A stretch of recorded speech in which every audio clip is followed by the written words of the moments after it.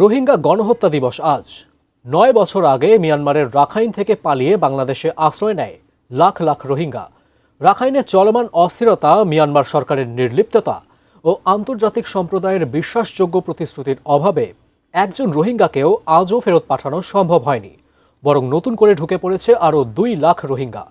বিপুল সংখ্যক এই ভিনদেশি জনগোষ্ঠীকে নিয়ে নানা প্রশ্ন ও উদ্বেগ দেশবাসীর। কামরুল হাসানের ক্যামেরায় কক্সবাজার প্রতিনিধি অর্পণ বড়ুয়ার প্রতিবেদন।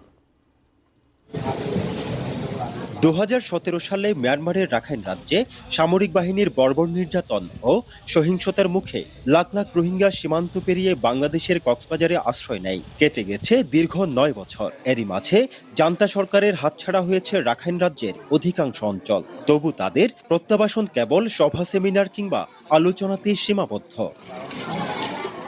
রোহিঙ্গারা মনে করেন এই মুহূর্তে জরুরি অংশীজনদের সমন্বয়ে রোহিঙ্গা সমস্যার স্থায়ী সমাধানের পথ খুঁজে বের করা।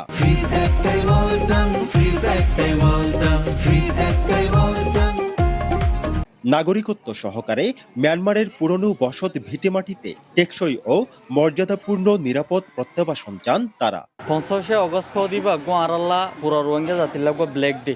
আর জাস্ট মানে রিপার্টেশন হইতে চাই with safety, security and dignify রিপার্টেশন। আমাদের জায়গা আমাদের দিতে পাইতে হবে, আমাদের ঘরে আমাদের পাইতে হবে।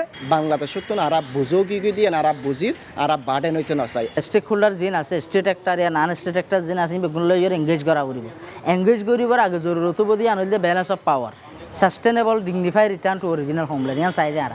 রোহিঙ্গা প্রত্যাবাসনে সরকারের আন্তরিক প্রচেষ্টা অব্যাহত রয়েছে। তবে প্রত্যাবাসনের বিষয়টি সম্পূর্ণ নির্ভর করছে মিয়ানমারের অভ্যন্তরীণ শান্তি শৃঙ্খলার উপর। আবারও জানালেন এই কর্মকর্তা।